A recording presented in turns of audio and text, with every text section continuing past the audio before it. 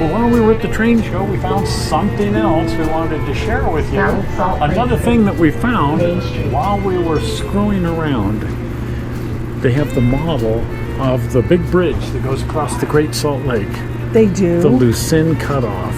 Oh, I can't even figure that out. And so we want to show you guys the Lucin Cut-Off. And at some point I'd like to get out there and actually find the thing for real. Yes. I've tried going out to it, but it's one of those things that you really can't get to.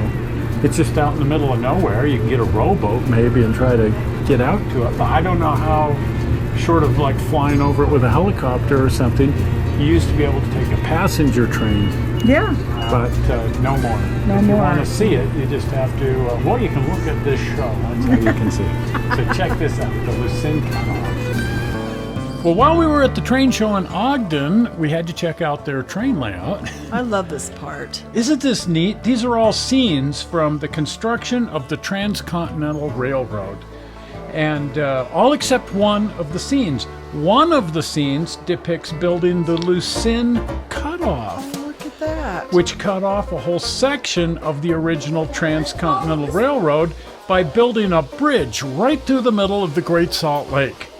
How in the world would they even do that? Right, it's over 20 miles. Doesn't make sense. Through the middle of a lake.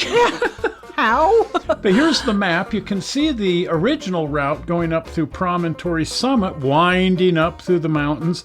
They were able to cut 60 miles off the route by just going straight through the middle of the lake.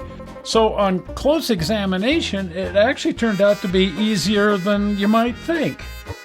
The lake's only around 30 feet deep, even out in the middle, so they were able to build the majority of this thing out of these 100-foot pilings. In a few places, they just sunk into the mud, and they had to hook 2 of them end to end. They were using dozens of pile drivers working in opposite directions and then meeting in the middle. The technique was that they started by building a whole series of section houses across the middle of the lake, spaced 1 mile apart. And then they put pile drivers at the section houses and took off in opposite directions until the pile drivers met somewhere out in the middle. That meant that a lot of their supplies and all the men had to be transported out here by boat. So actually, in just over a year, with the usual brass band and hoopla, they opened the thing in 1903. And right from the outset, it was a huge success. It was easy to maintain, more or less. You wouldn't really want to break down. No, I could just see somebody have to walk out and come get you. Yeah, come out here and grab it with another train or something. They kept the original route open, but they really didn't need it, and so they stopped maintaining it. And actually in 1941, they ripped the old tracks out, and this is all they had, was the route through the middle of the lake. Looks like they're having some kind of a picnic. That's right, it's a celebration. Well, the section house at the very middle, the Mid-Lake Station, they would stop the passenger trains there and let everybody off to take pictures and, you know, take in the salt air and that kind of thing. So that was really popular. So popular that they coined the expression going to sea by rail. Wow.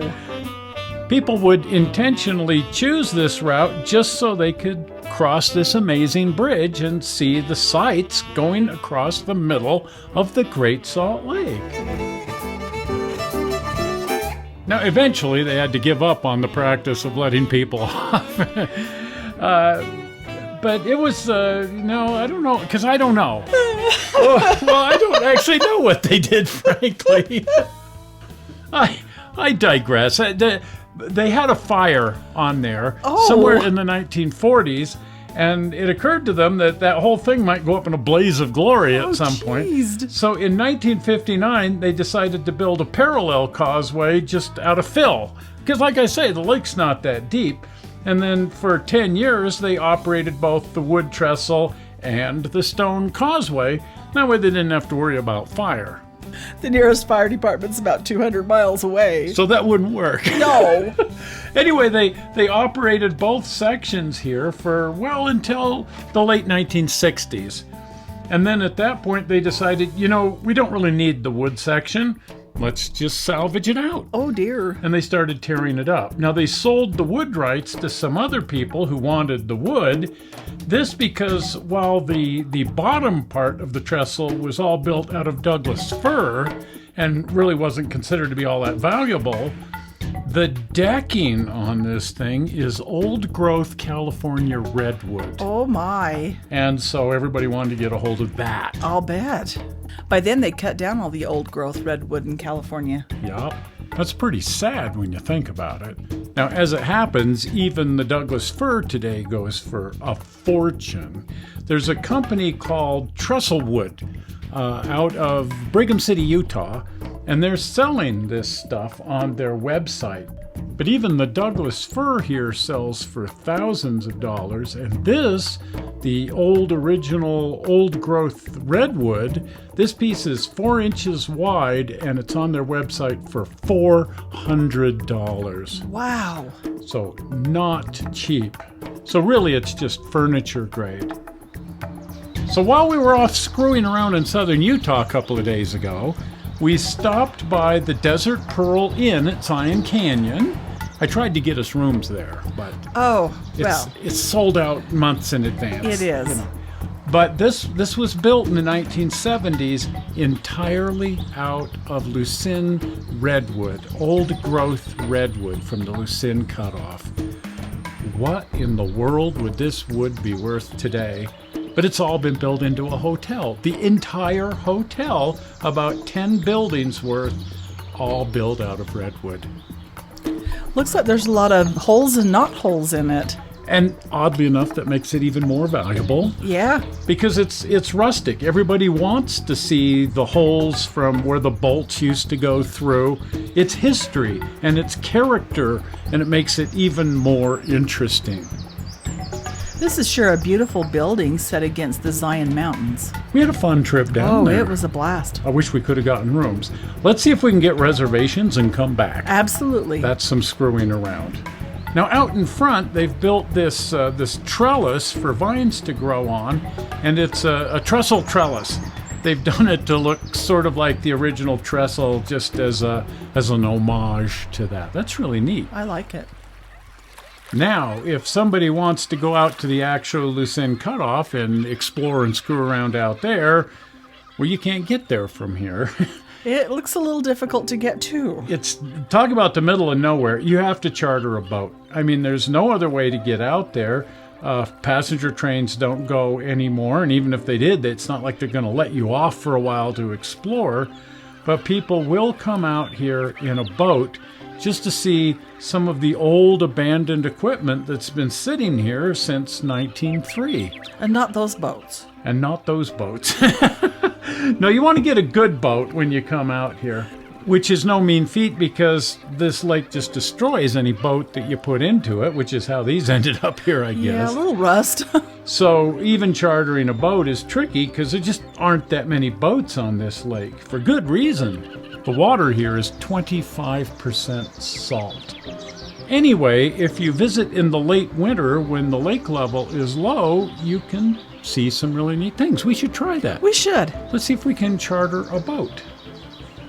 Well, back at the museum, they've actually got one of the pilings here from the Lucin Cut-Off on display. Isn't that neat? Yeah, it's probably worth $40,000 as yeah. used wood now.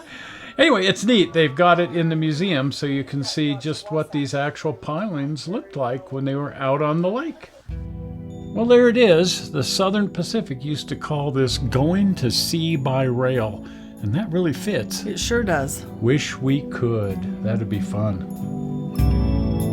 Well, that is the Lucin Cut-Off. That is just, how did they build that? My gosh. With jackhammers, with pile drivers. They have piles, and they drive them.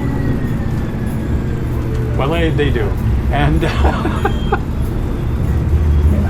one of the really weird stories that comes out of all of that is that a big storm came in while they were working on that thing, and a big wave came and it knocked the construction train right off the trestle into the lake. Central Point. There was nobody on it, 21st South. but they'd leave their equipment out there at night, and in the middle of this hurricane force, and and the train got knocked train got right knocked off the into the- trestle into the lake when they came out there to work on it the next time. All their equipment was on the bottom of the lake.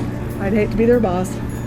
Guess what happened? Guess what happened? Well, it's no skin off their butt. They just, Yeah. paycheck thing. Anyway, Yeah. so that's very interesting. Yeah. So just something else we found while we were scrolling. Well, if you haven't been over the channel, hop over the channel, and if you're not a subscriber, do subscribe. An easy way to do that's with the blue button. Are we ready? Mm-hmm. Big blue button.